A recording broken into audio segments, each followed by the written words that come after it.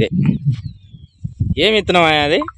ఇది జెర్సీ. ఇది Jersey number Jersey 56. Jersey 56. ఈ నార అనేది మనం నర్సరీలో పోసుకుంటే సదరంగా ఉండలేదు, చేనులో పోసుకుంటే బాగా ఈ రకంగా పెరుగుతుంది. 45 రోజులు 40 రోజులకు 35 రోజులకు నాటుకోవచ్చు. నర్సరీలోదే బాగుంటది అని అంటున్నారు కదా. లేదు ఎంబడే పింగి వస్తుంది, నువ్వు నాటితేనే పింగి రావడం లే, చెట్లు చచ్చిపోతాయి.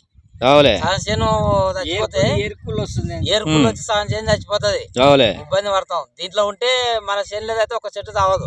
బింగి వైరస్ తక్కువ, చేనుల దానికి తక్కువనా నర్సరీలో దానికి తక్కువ ఉంటుంది.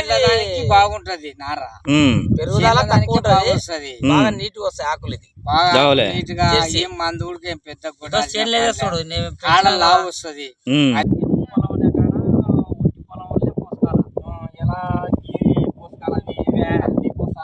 చల్లిపోసేది కాదు, గెర్రలు కొట్టి మామూలుగా కూలీలను పెట్టి వేయించుకుంటూ పోతుంటాం.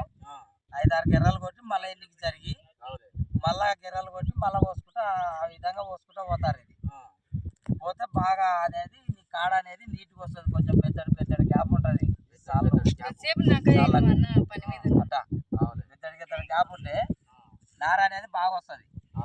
ఈ భూమిలో మన చేనులో పోసుకునే నారకు తెగులు తక్కువ. నర్సరీలో బాగుంటది అని అంటున్నారు. నర్సరీలో ఏరుకుళ్ళు వస్తుంది, సగం % చచ్చిపోతుంది నార.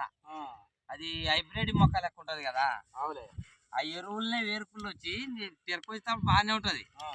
నాటినాక 5 రోజుల నుంచి మొత్తం సగం చేసి చచ్చిపోయినాక తయారవుతుంది. ఇది నార అయితే మన చేనుల నార అయితే ఒక మొక్క కూడా తావదు. నార అయితే బాగానే ఉంది, ఎక్కువ కొంచెం బాగా తెగులు కానుకుంటది. మన చేనుల నార బింగి ముడత రాదు, దోమకు పెద్ద ఇది కాదు, కాపు అయితే బాగా కాస్తుంది, నీట్గా ఉంటుంది. కాపు సూపర్ ఉంటుంది. ఇది కాపు దాదాపు అంటే నీకు ఎకరా బాగా పెరిగిందంటే 1 మీటర్ ఎత్తు 100 క్వింటాలు తెగుతుంది 15 రోజులకు ఒకసారి లెక్క. 100 క్వింటాలు పంట అయిపోయేటప్పుడు నీకు 600-700 క్వింటాలు. ఎన్ని కోతలు తెగుతుంది? 7-8 కోతలు గ్యారెంటీ బాగా వస్తుంది, తర్వాత కూడా 2 వస్తుంది. మీరు చేనులో ఇప్పుడు నార వేయించినారు కదా, ఈ నారను చేనులో వేసినప్పుడు సాల్ తోలుతారు కదా, దాంట్లో సాల్లో ఏమైనా వేసుకుంటారా? సాల్లో ఏమేమో కొంచెం ఎత్తు పొలం చూసి మంచిగా చూసి తోలుతాము. ఎరువు తోలకాలంటే కొంతమంది తోలరు. మేము మామూలుగా తోలి ఒక సంచి రేనిది మందేసి బొయ్యలు తొబ్బిన తర్వాత మళ్ళా కాడానికి అట్లా 2 సంతులు ఇట్లా 2 సంతులు వేస్తుంటాం. బాగానే ఉంటాయి.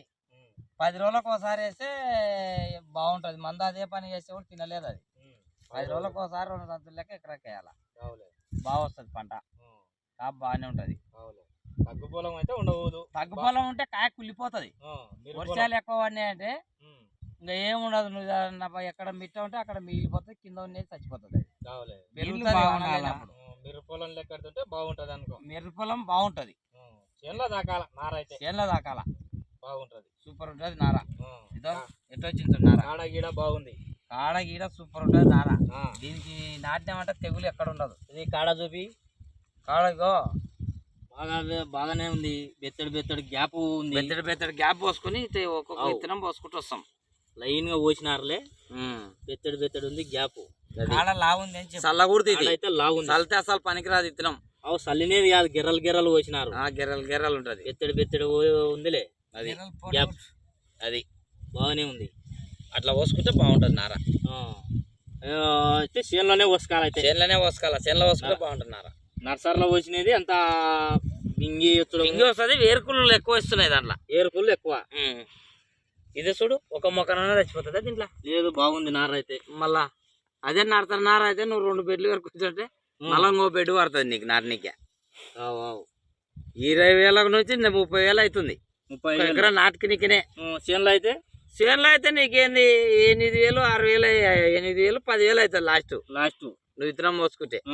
20,000 మిగులుతాయి నీకు, పెట్టుబడికి వస్తాయి. ఇది ఎకరాకు ఎన్ని ప్యాకెట్లు పడతాయి? ఎకరాకు 15 ప్యాకెట్లు మస్తు. 15 ప్యాకెట్లు అంటే కూడా నీకు